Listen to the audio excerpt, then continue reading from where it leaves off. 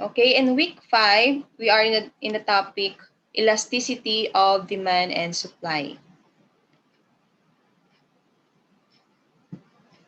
So yesterday, we discussed about the basic of the demand and supply. So as a review, so according to the law of demand, when price goes up, consumers demand fewer quantities of a product. So if the price of a product falls, quantity demanded will rise.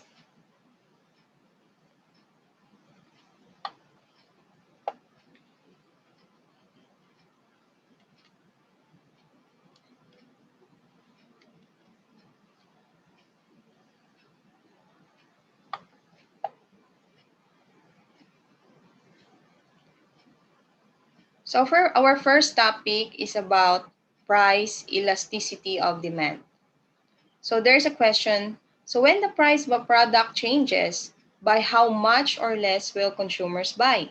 So this helped the question to answer using the measurement called the price elasticity of demand. So elasticity means responsiveness. So from the word response, how the buyer and supplier responds to the changes in prices. So price elasticity of demand measures the responsiveness of demand to a change in price. Price elasticity of demand speaks about consumers' responsiveness to change in price.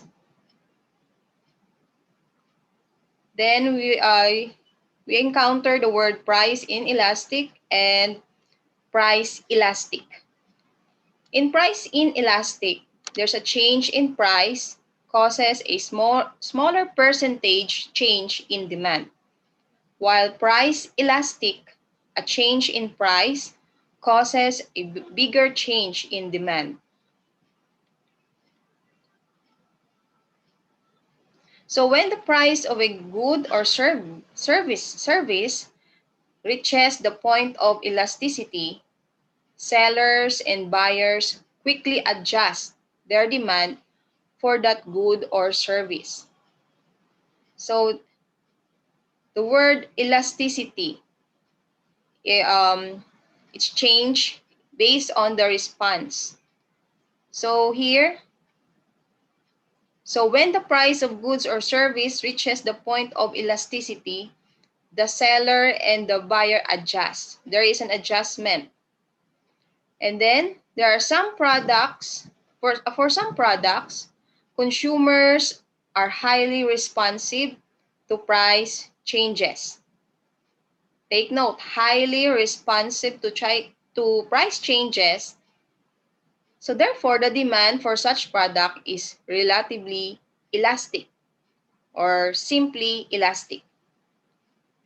And for other products, when the good or service is inelastic, the seller and buyers are not likely to adjust their demand for the good or service when their price changes. So there is highly responsive. It is called elastic. And if there is not likely to adjust, the seller and the buyer are not likely to adjust their demand for goods and service in terms of price changes, it is called inelastic. So consumers' responsiveness is only slight or in rare cases non-existent. So demand is said to be relatively inelastic or simply inelastic if there is a only slight or rare cases in terms of consumer responsiveness.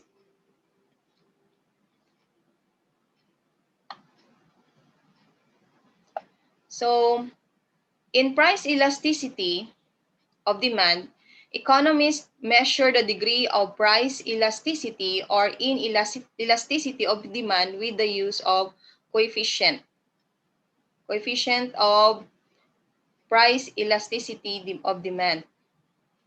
So here in price elasticity coefficient, it is defined as a percentage change in excuse me, in quantity demanded of goods divided by the percentage change in price of a certain product.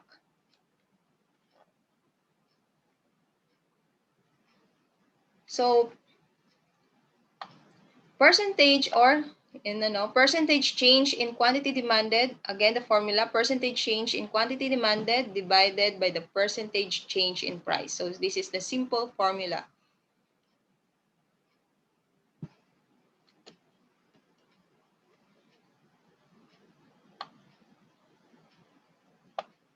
So before we analyze the formula, so there are different examples of elastic goods.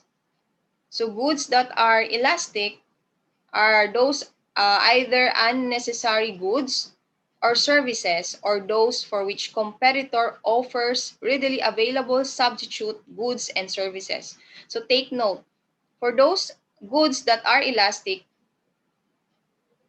there is focus on there are goods that have many competitors and have many substitutes. So example here, the airline industry is elastic because of its competitive industry. So there are PAL, Cebu Pacific. So these are the example when there are many competitors and the buyers have many options on what airlines they will choose. So if one airline decides to increase the price of its fares, consumer can use another airline. And the airline that increased its fare will see a decrease in the demand for its services. And then for inelastic good, example here is gasoline. Because many consumers have no choice but to buy fuel for their vehicles, regardless of the market price. So even there are many gasoline industry, but the prices fluctuate or differ based on the centavos. But since if the price of the gasoline increase, the buyer have no choice but to still buy fuel. Same example with electricity. So even though the prices of electricity increases, still the consumer needs electricity for their daily life.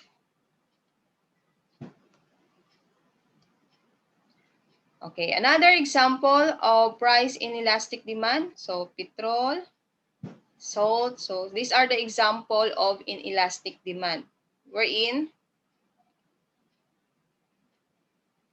they are not affected in terms of price changes. These are the examples of price elastic demand. So price elastic demand, so there are many competitors and substitute. So example, the Heinz product. So if the Heinz product increase their prices in their product, so the buyer have the other option to purchase another kind of brand. So same with bread. There are many kinds of bread, or sorry, the many kinds of brands available for bread. And same with Daily Express or those distributed newspaper, or those producer of newspaper. So the people have many options to choose.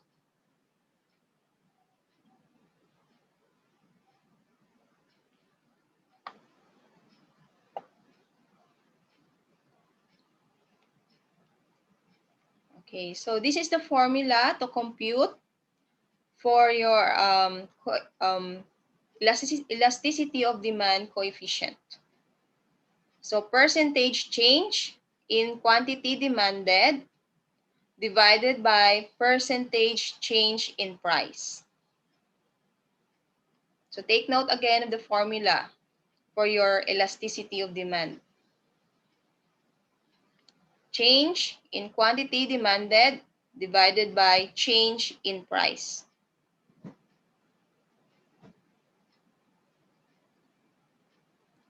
So, in price elasticity of demand, this measure the responsiveness of the demand to change in the price of the good. So the concept of elasticity is measured in terms of percentage changes. So the value of price elasticity may be measured in two ways. First is using the arc elasticity. So in arc elasticity, this value is computed by choosing the 2 points on the demand curve and comparing the percentage changes in the quantity and the prices and the price on the 2 points. So this is the formula in price elasticity of demand using the arc elasticity. So the changes in percentage changes in quantity demanded is quantity 2 or the new quantity minus the original quantity divided by the quantity 2 or the new quantity plus the old quantity divided by 2. And then divided by the change in the percentage.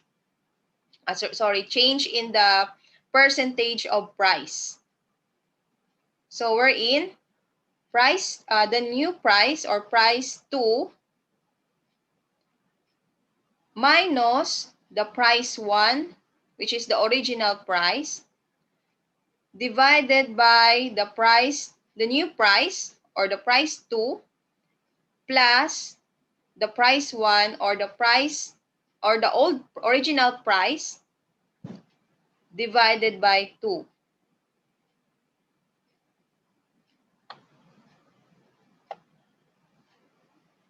Okay, so this is the equivalent of different code. So Q1, new quantity demanded, okay? Original, Q1 is the original quantity demanded, and then P2, okay, the new price, and P1, the original price. This is the formula.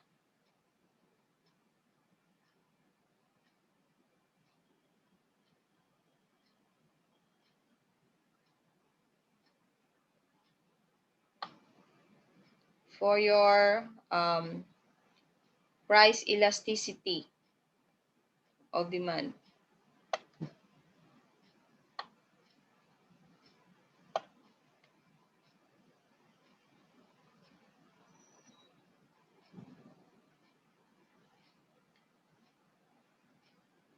Using again the arc of elasticity.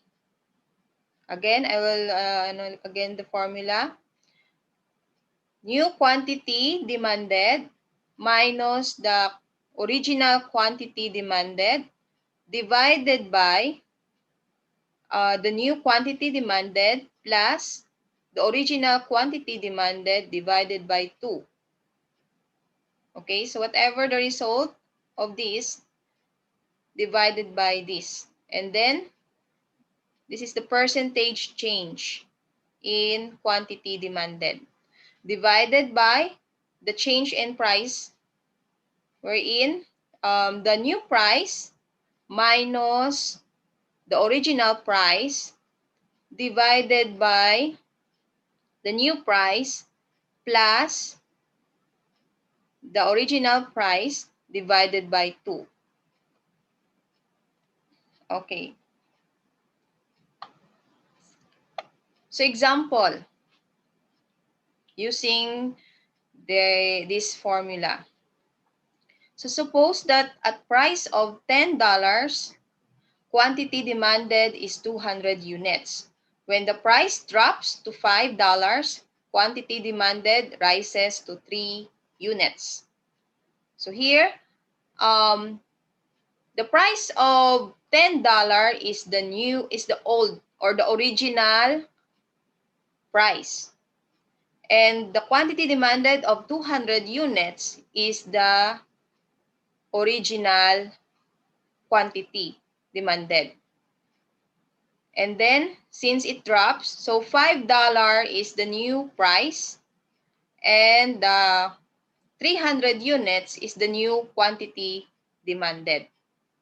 So this is the graph wherein from $10 it drops into $5 with the quantity of 300 units.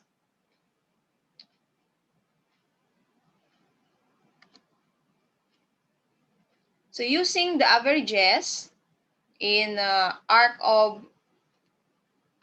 elasticity, so here,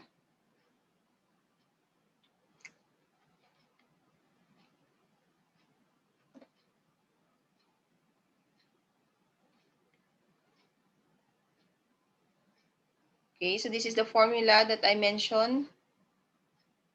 Change in quantity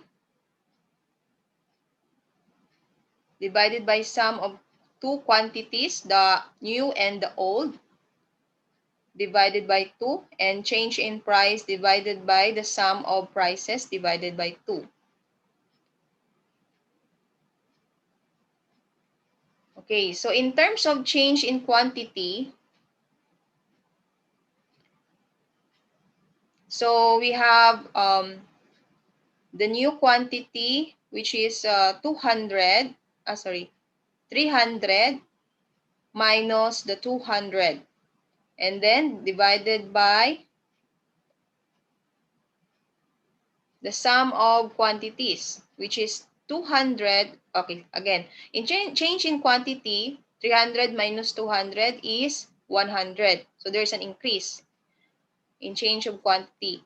And then in the sum of quantities divided by 2, we have 200 plus 300. So divided by 2 is equals to 250 units. So same with the price. So it drops. So this is the new price, $5 minus $10. That is the equals to negative $5, the change of price.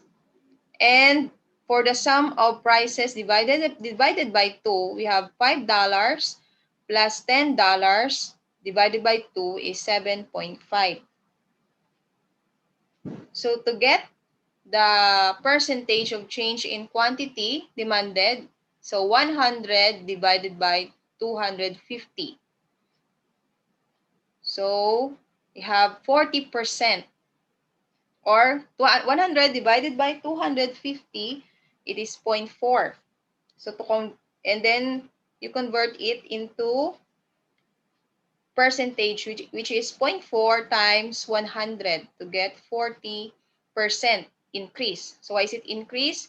Because from 200, it increased to 300 units. New minus old, or new quantity minus old quantity or original quantity. And then in terms of percentage change in price, we have the original price, which is $5. Why is it how we get this negative $5? So the new price, which is $10, the new price, which is the $10, minus the old price, which is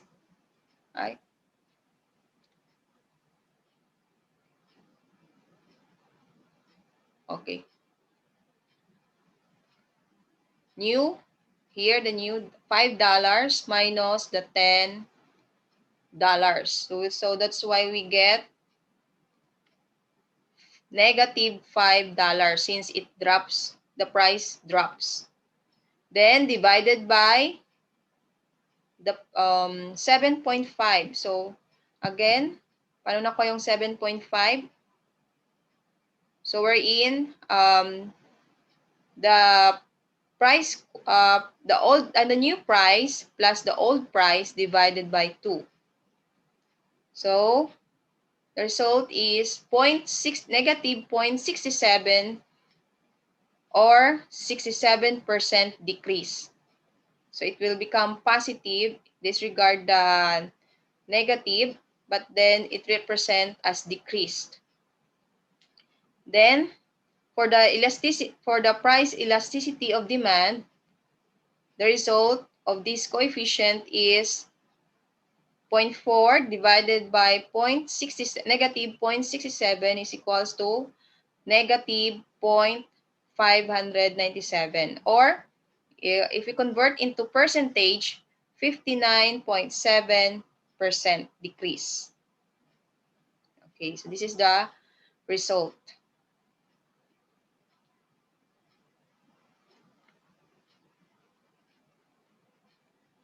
Okay, any question on this formula? None. Okay, thank you.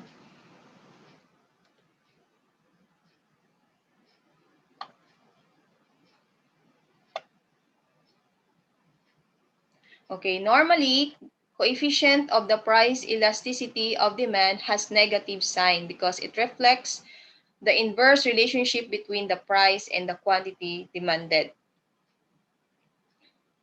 So, the size of the coefficient, regardless of the negative sign, will signify the nature of the good involved. So, if it drops or it becomes negative, it represents the decrease effect on the changes. So, when the price elasticity of demand is greater than 1, it signifies the demand is elastic. Since the percentage change in the quantity demanded is greater than the percentage change in price. So there is power in terms of the demand, percentage change in the demand. So that's why compared to the percentage change in price. So therefore, consumer has the power and it is considered as elastic. So they have a control to the, even though there is changes in terms of prices.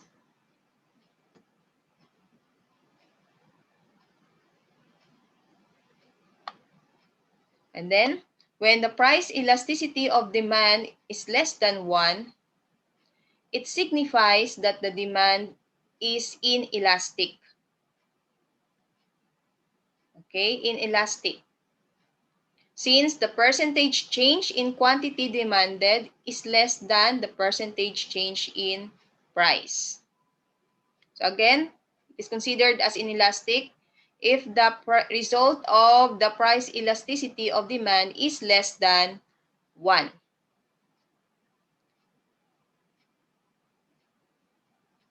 Therefore, in terms of inelastic, good is essential since the consumer will show a light response to change in price. So it means the goods is essential or it is needed or necessary to the consumer. So there's light response or influence to the changes in price. So though the prices of a certain product will increase, they will tend again to purchase that kind of product. So another is when the coefficient of price elasticity is equal to 1, the demand for product is considered as unitary elastic. So equal. The result is equal to 1. So it is considered as unit elastic or unitary elastic. Okay, so this is the summary for the interpretation of the price elasticity of demand.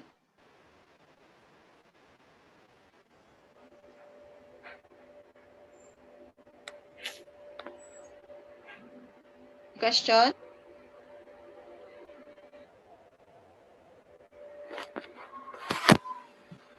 Point elasticity. Okay. So for the elastic demand, here again, the absolute value of the coefficient or the result of elasticity is greater than 1. So based on our previous example, the result on this is 0.97. So what do you think? Is it elastic, inelastic, or unitary elastic, or unit elastic? The result of coefficient in elasticity of demand is 0.597. Inelastic. Inelastic. Because the result of absolute value of coefficient of elasticity is less than 1. Okay? So here, for the elastic demand, example is if the price of LPG increased by 10% and as a result of quantity demanded goes down by 12%, okay? Demanded 12%. So if you have calculator there, please compute. What is the formula again for the elasticity coefficient for elasticity of demand for price? Change in quantity demanded divided by the change in price. So here, example here, the change in quantity demanded goes down by 12%. So 0.12 divided 12%. by the price, which is 10%. Calculator. So the result is, do you think, is it elastic or inelastic?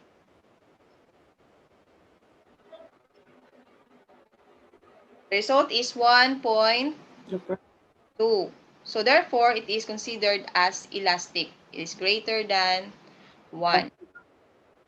Another here.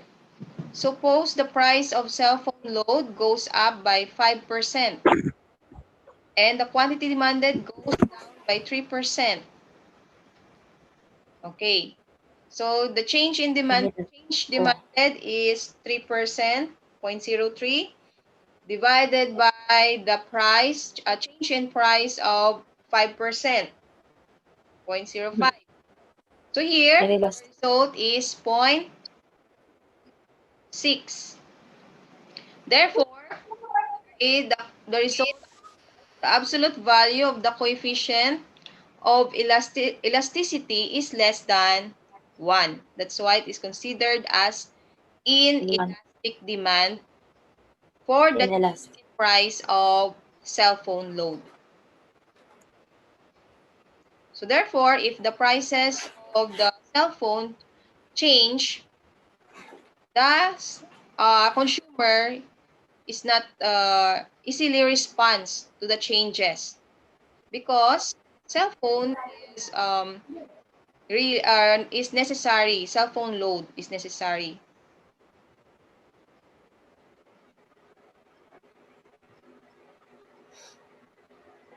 Okay, then for unit elasticity is equal to 1. So here, if it sells a smartphone with a unit elastic demand of 10% price increase, will lead to 10% decrease in quantity. So 10% divided by 10% changes, still it is equal to 1.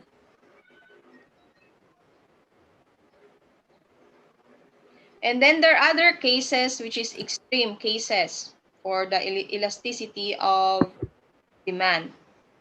So there are other extreme cases. First is the perfectly inelastic. So the product demand for which quantity demanded does not respond to change in price. So in short, kahit tumaas pa yung prices, wala silang pakialam. So example here is the case of life-saving drugs and gasoline. So if you have maintenance, example in diabetes, you are a diabetic person.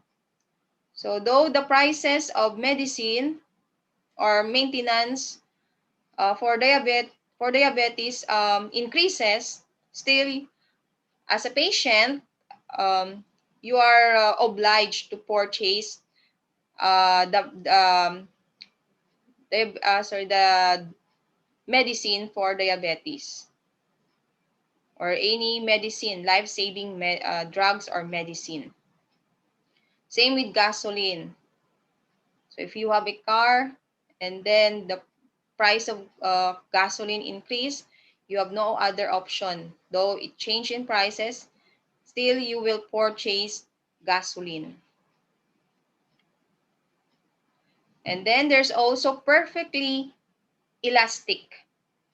So perfectly elastic. If there is a particular price will increase, the consumer will easily respond to the change in price. So the product demand for which quantity demanded can be any amount at a particular price.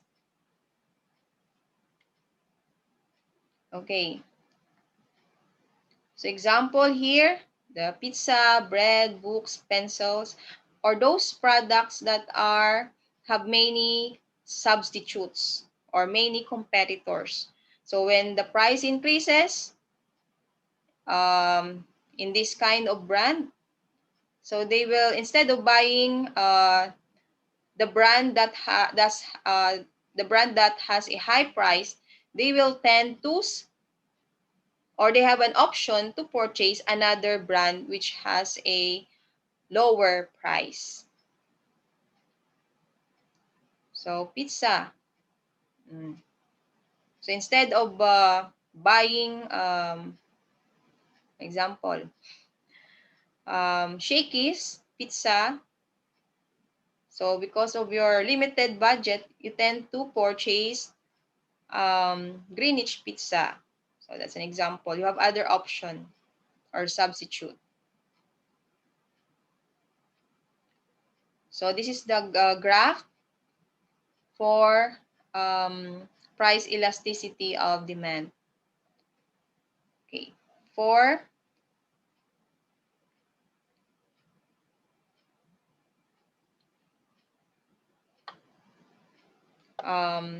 the first graph is an example of perfectly inelastic demand, which the demand is in vertical line, is in the vertical line, while in perfectly elastic demand, it is represented by a horizontal line. So though the price change, still the demand increases. So in inelastic, though the price will change,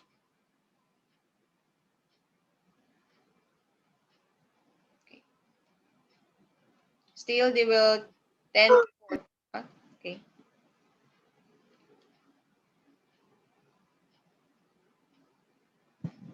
They will tend to purchase the items.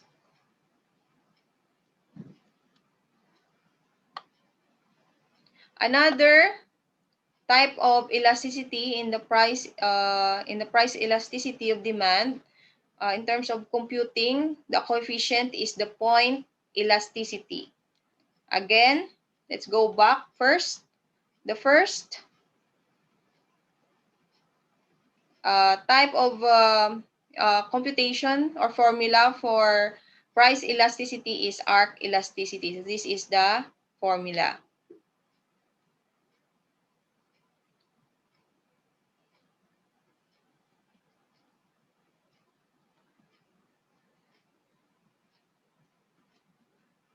Second is point elasticity.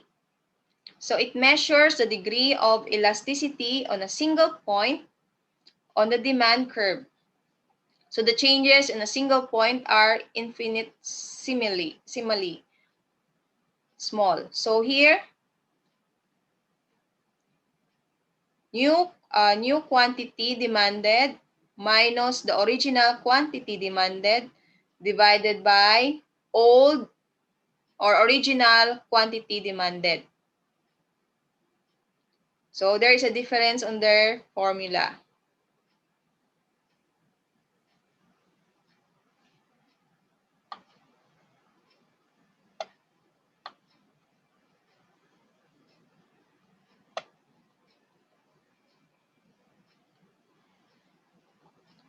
Divided by the new price minus the original price divided by the original price. So this is the formula using the point elasticity.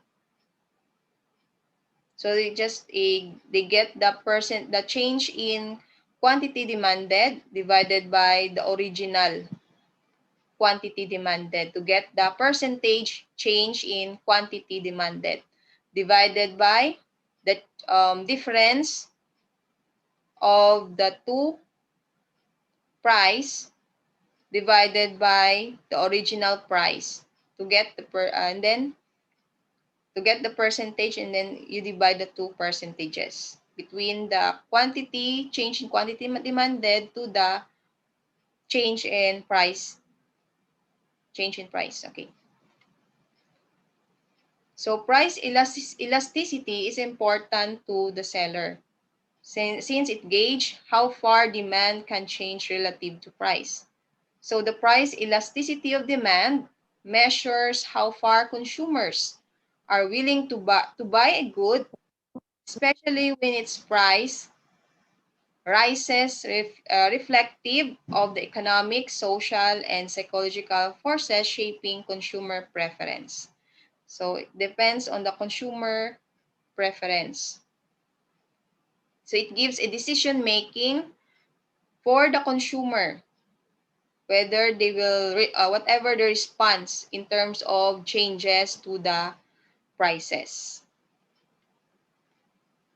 So another example here using this formula.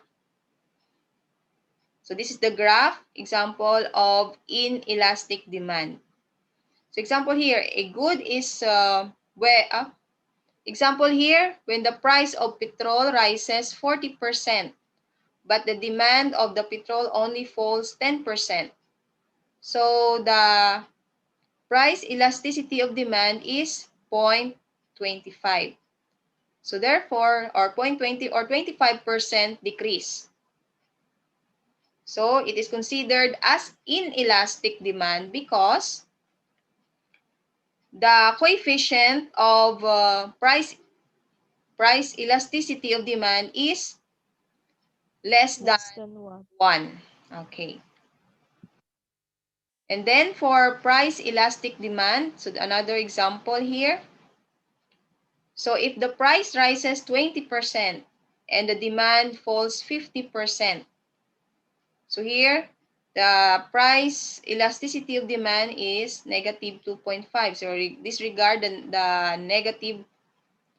Then, so it is considered as elastic demand because the coefficient is greater than 1.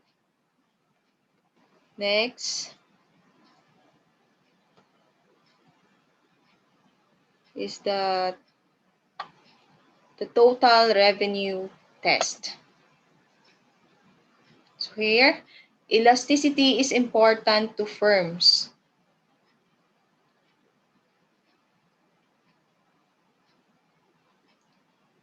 because when the price of their products change, so does their profit.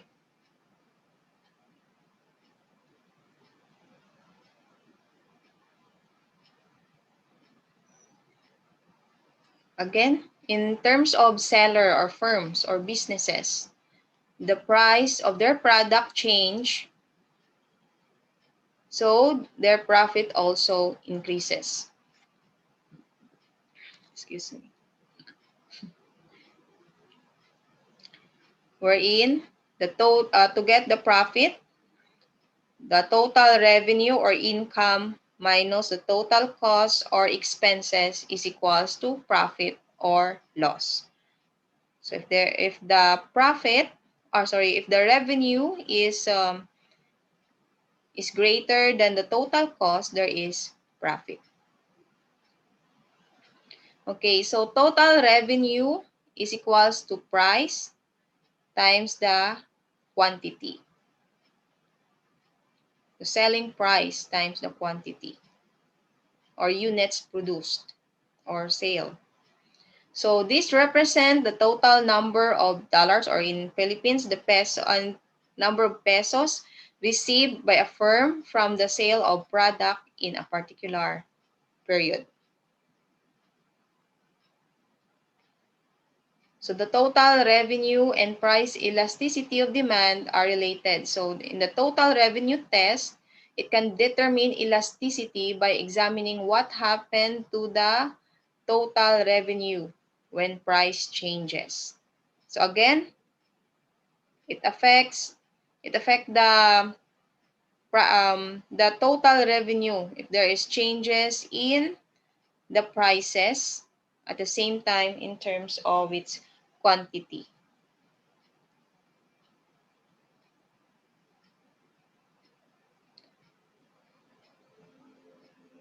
So in total revenue test, if the demand is elastic,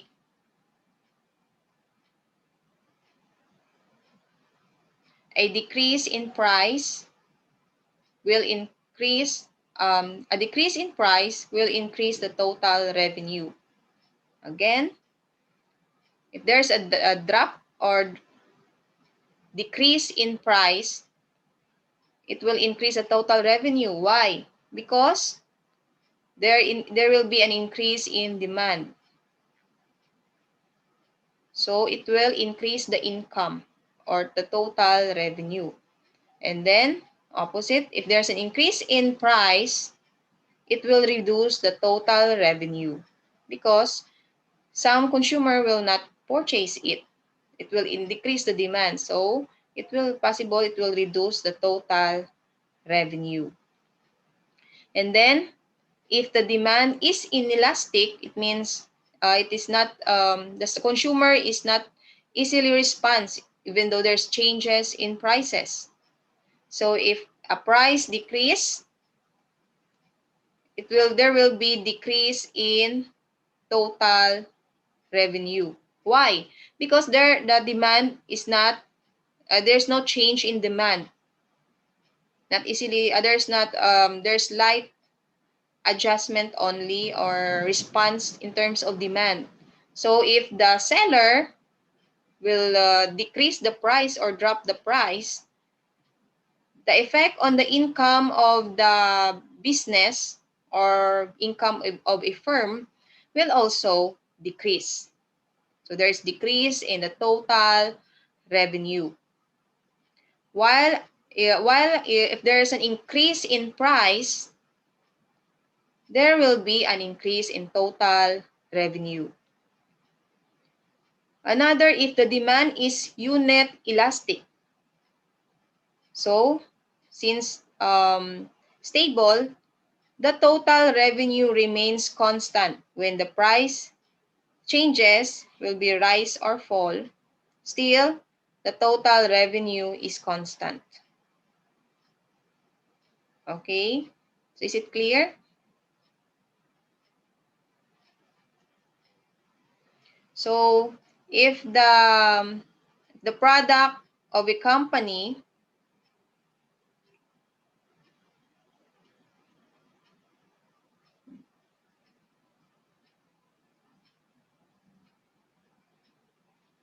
okay.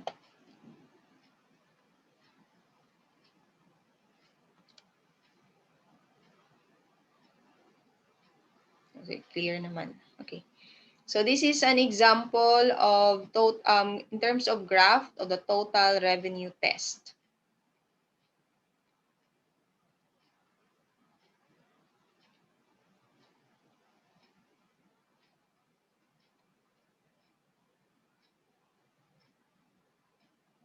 Okay, so along a linear demand curve, elasticity varies over different price changes.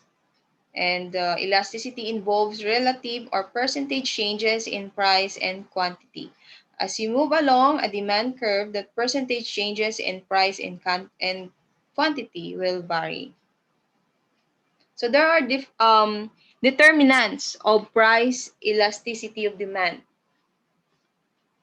So there are four determinants. First is substitutability, substitutes. If there's substitutes on the products, or there are many competitors. So therefore, the buyer or the consumers have the option in choosing or in buying the product. Next is proportion of income.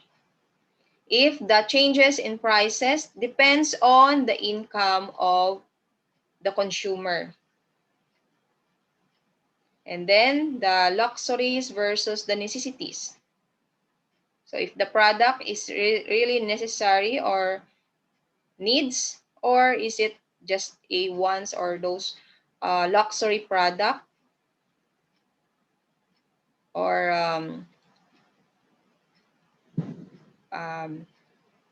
luxury, or another term for luxury. Okay.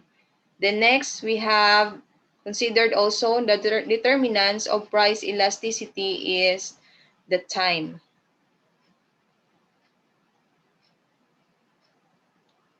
The time in using the product.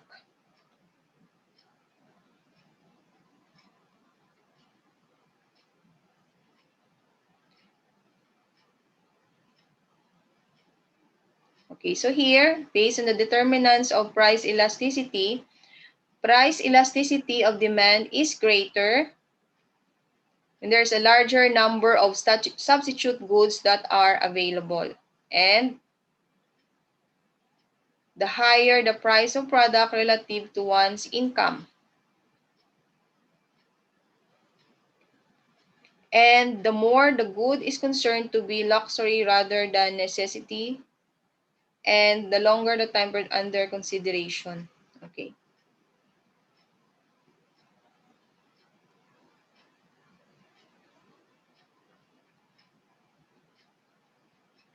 Okay, so that's the topic for price elasticity of demand. Next is the price elasticity of supply. Okay, so in terms of price elasticity of supply, it measures the responsiveness of sellers to changes in the price of product. So it's in the seller side. How seller responds to the changes in the price of a product. So if the producers are relatively responsive, the supply is elastic.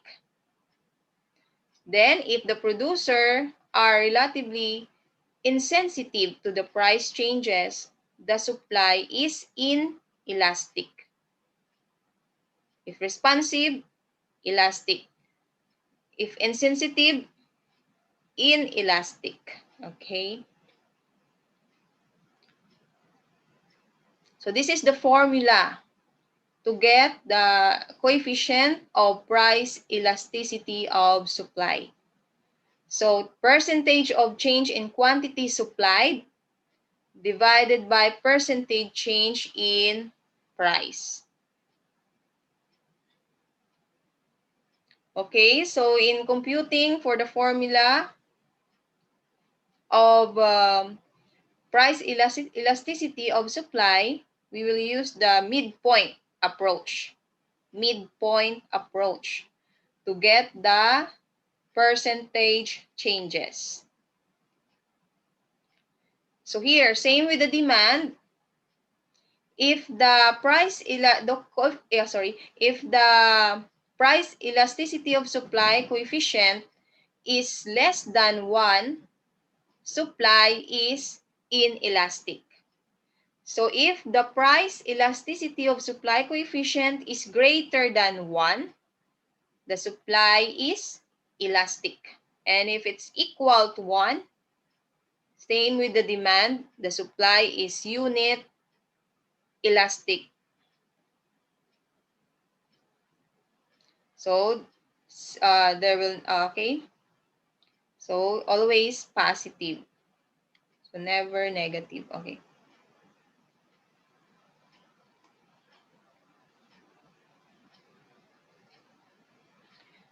So in the price elasticity of supply, it is more on the amount of time. The focus in the amount of time it takes the producer to shift resources between alternative uses to alter or change production of good can determine can determine the degree of price elasticity of supply. So again, to determine the degree of price elasticity of supply, it it refers to the amount of time it takes producer to shift resources between alternative uses to change production of good. So the easier and more rapid or fast the transfer of resources, the greater the price elasticity of supply. Again, easier and more rapid the transfer of resources is the greater the elasticity of the supply. So the longer a firm has to adjust to a price change, the greater the elasticity of supply. So here in price elasticity of supply, so they are more focused on the time. So it involves first the market period. So in the market period is a period in which producers of a product are unable to change the quantity produced in response to change in price.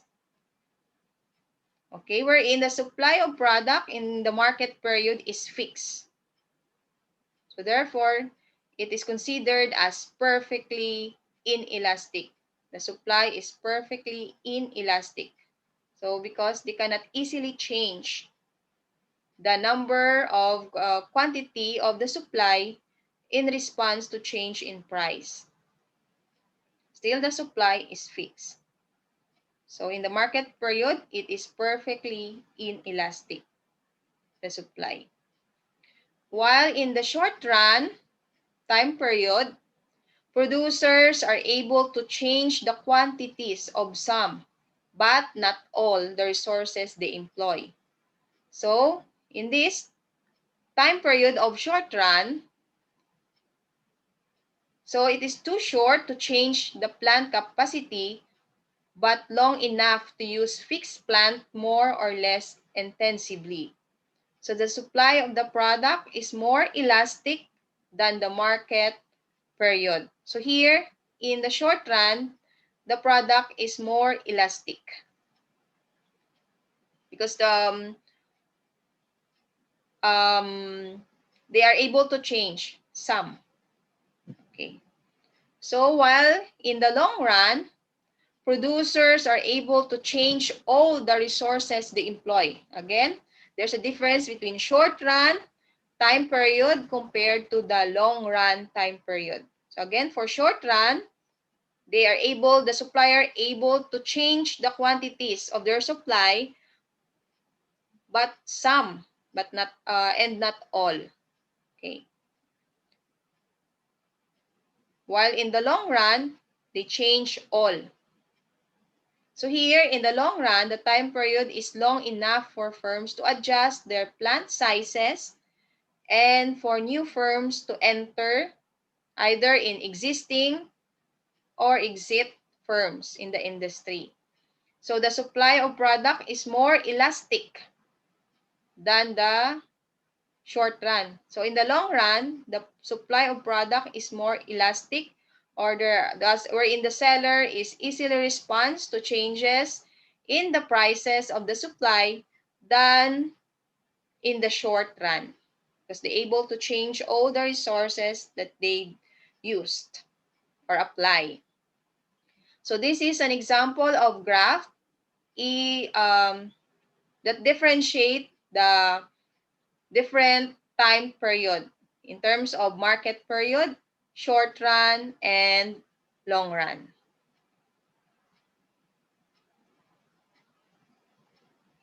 So here we have an example of inelastic supply. So here, wherein the inelastic supply means an increase in price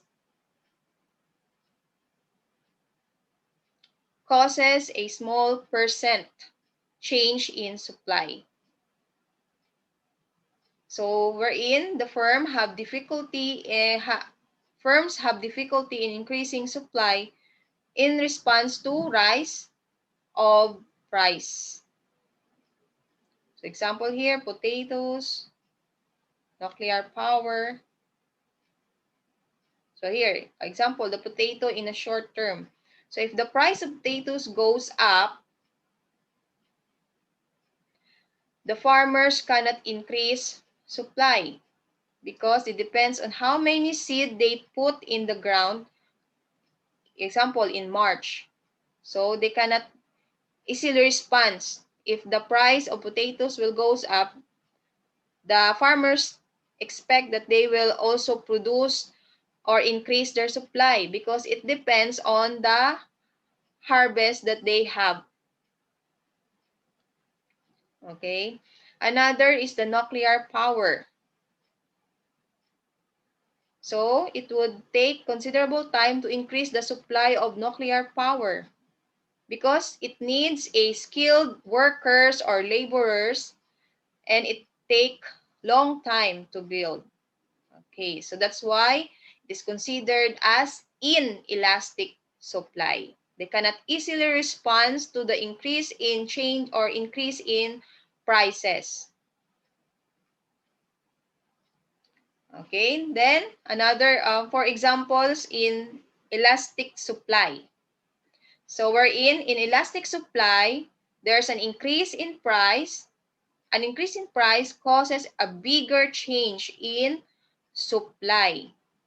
So therefore, firms or businesses can easily increase supply in response to change in price. Example are those firms, example in car factory, wherein they operate 70% capacity.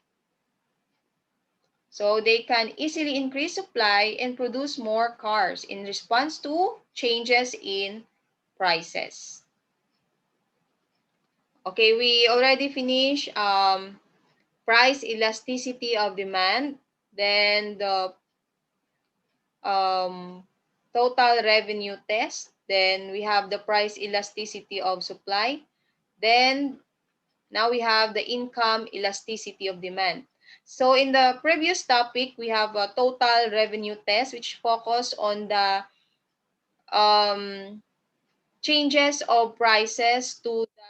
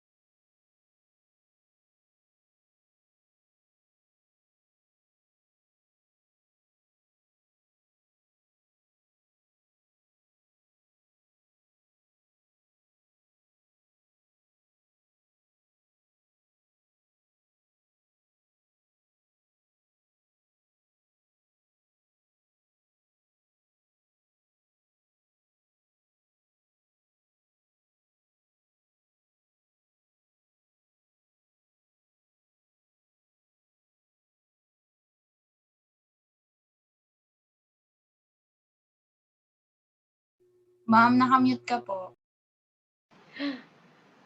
Okay. So again, in income elasticity of demand, this measures how the quantity demanded changes as the consumer income changes. So here, in income elasticity of demand, it is more focused on the consumer income. Consumer income as the quantity demanded. Focus on the consumer income changes. Sorry. So here,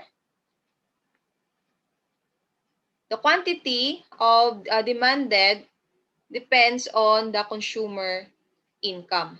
So here, in income elasticity of demand, income elasticity of demand is equal to change in quantity demanded divided by percentage change in income. So again, percentage change in quantity demanded divided by change in income.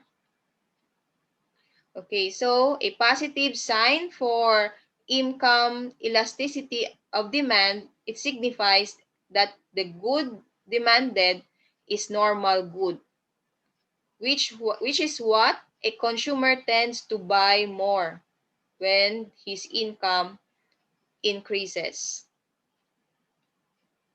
Again, a consumer tends to buy more when his income increases. Okay.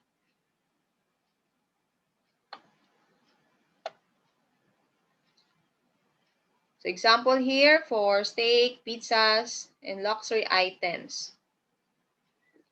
So if the negative sign for income elasticity of demand indicates the demand for inferior goods, so which are goods that are bought when incomes are low, because low incomes prevent the consumers from buying high price.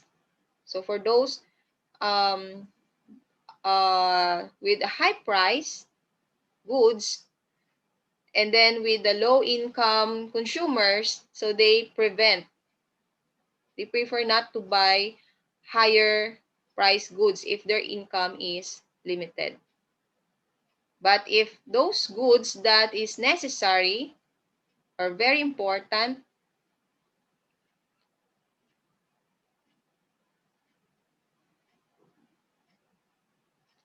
and when their income increases, they will tend to purchase the goods or the products.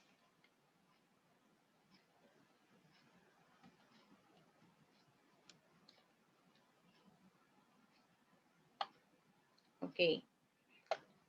So income elasticity of demand measures the responsiveness of consumer purchases to changes in consumer income. So if their income changes, it depends on how they respond to the product, on how they respond in their purchasing power on the product. So mostly, if their income is limited, they will not buy the product, though the price will decrease or or will increase. Still, it depends on their consumer income. So here, the formula in computing for the coefficient of income elasticity of demand is percentage change in quantity demanded divided by percentage change in income. So again, this is the formula.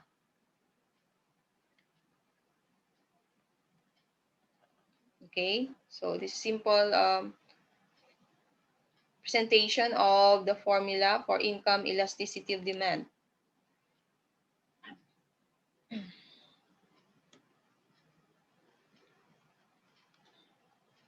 So here, example of income elasticity of demand. So again, it depends it measures how demand respond to change in income. Okay, so if income goes up by 10% and you spend 20% more on foreign holidays, so your income elasticity of demand is 2. Okay, again, what's the formula for the income elasticity of demand? Percentage change in demand minus percentage change in income. Okay, the demand is 20% and the income is 10%. So you have the income elasticity of demand coefficient of 2. And then if income goes up,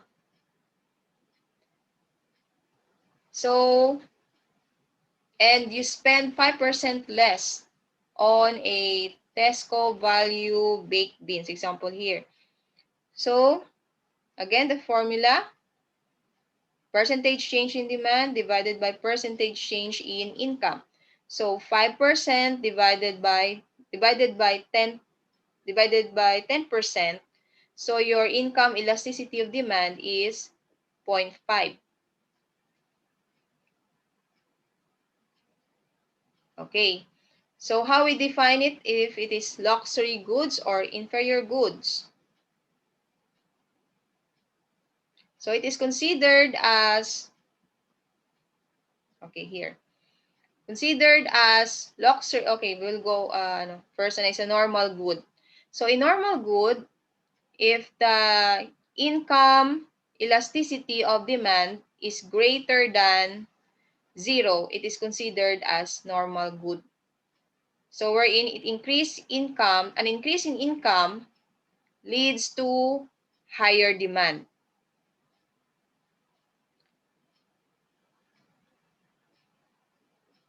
Okay, then for the luxury good, if the income elasticity of demand is greater than 1, it is considered as luxury good.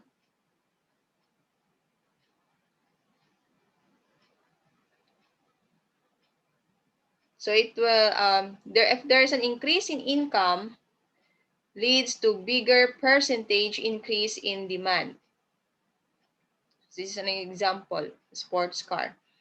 And then for the inferior goods, if the income elasticity of demand is less than 0,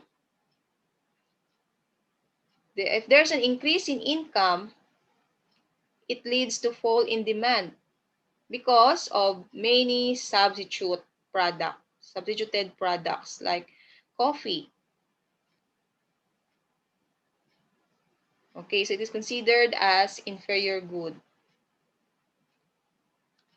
So again, so for those who have higher income, sneakers is quite considered as in high price of chocolate. So if you have increase in income, you can avail or you can buy the sneakers. While in luxury good, if you have there's a bigger percentage that if you have increase in income, you can avail of the luxury good because of the limited products. Example here in a sports car.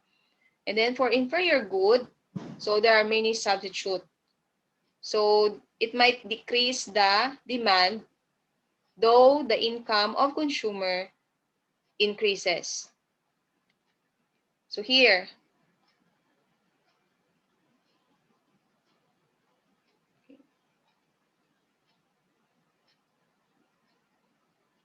wait, okay.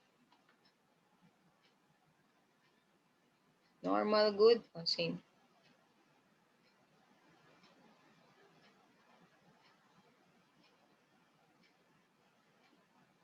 Okay, so greater than 0.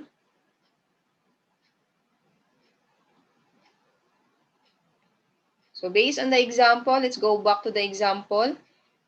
So if the income elasticity of demand is equal to 2,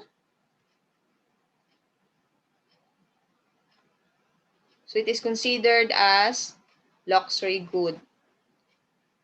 So 2 greater than 1. And then another example, which is the income elasticity of demand is negative 0.5. So it is lower than 0. So it is considered as inferior good. Okay.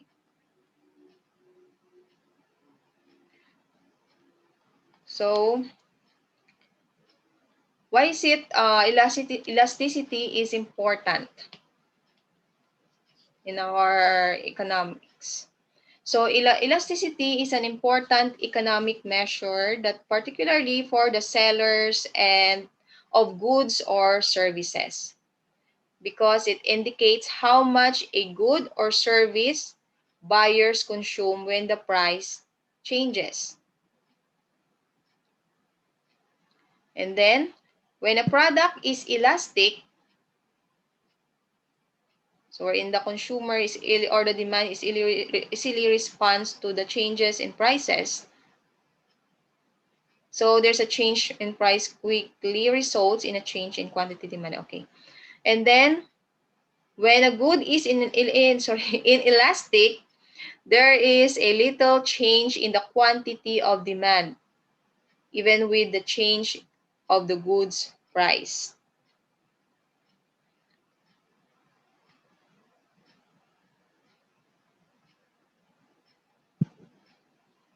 Okay, so the change that is observed for an elastic good is an increase in demand when the price decreases and a decrease in demand when the price increases.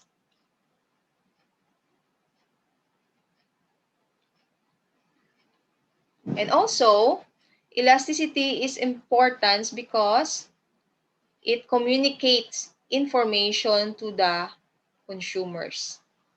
So if the market price of an elastic good decreases, firms are likely to reduce the number of goods or service they are willing to supply. So why? So it is elastic good. When an elastic good decreases, when the market price of an elastic good decreases, firms are likely to reduce the number of goods or services they are willing to supply. Okay, let's go back to the equilibrium using the graph. Again, let's check again. If the market price of an elastic good decreases, okay, the price, it decreases. Firms are likely to reduce the number of goods or services they are willing to supply. So they will reduce the number or the quantity of supply from the price that it decreased. What will happen to the demand? The demand will also increase. Tama? When the price is decreased, the demand will increase. So here, there will be a surplus of demand. So what will the seller do? They will reduce the number of goods supplied in order that the market price will go back to its normal price or its market price. And then, because if the seller will produce more, then the price, sorry,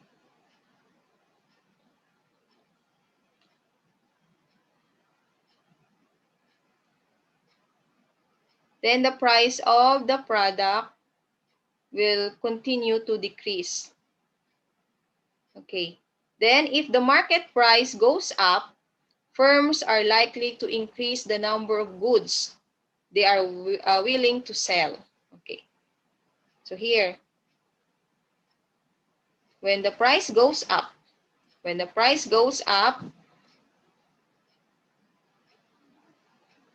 there will be an increase or surplus or supply. So in order to reduce their inventory or supply, the seller should sell more so that when the price goes up and the more they sell, it increases the demand and the price will reduce to back to its normal market.